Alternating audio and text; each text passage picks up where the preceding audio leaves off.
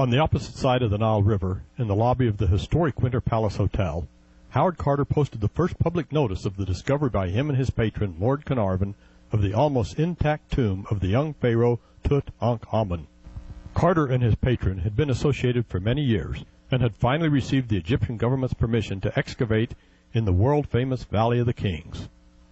Theodore Davis, who had previously held the permit, discovered many generally despoiled tombs in the valley, and confidently declared, upon turning in his permit, there was nothing left to find. After 6 years of fruitless excavation, a water boy working under Carter stumbled upon a set of steps in the very heart of the valley that led to an underground, sealed doorway. Carter immediately sent a telegram to Lord Carnarvon, who was in England at the time, informing him that he had discovered an intact tomb. Carnarvon rushed to Egypt, and upon making a breach in the tomb's doorway, "Can you see anything?" Yes. Wonderful things. Excavation and clearance at the site proceeded deliberately, with a team of experts that represent a virtual who's who in the field of Egyptology. Carter was a strange fellow in many ways, but he had great gifts. He was little short of a genius in the practical mechanics of excavation and in the recording and preservation of fragile objects of antiquity. I suppose most excavators would confess to a feeling of awe, almost embarrassment, when they break into a tomb closed and sealed by pious hands so many centuries ago.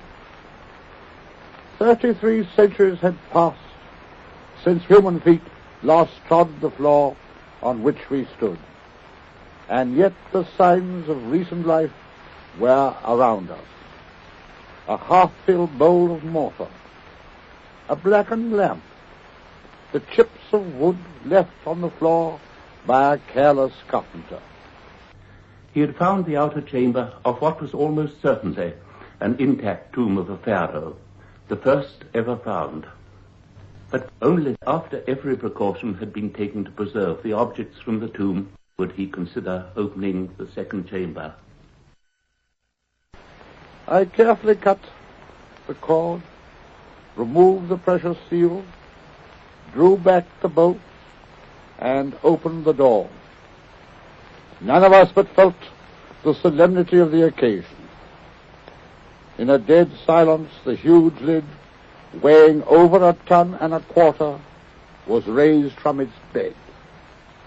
Light shone into the sarcophagus, but how disappointing. The contents were completely covered by linen shrouds.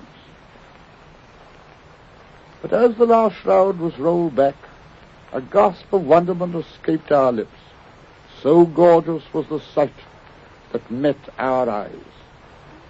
A golden effigy of the young king of magnificent workmanship filled the whole of the interior.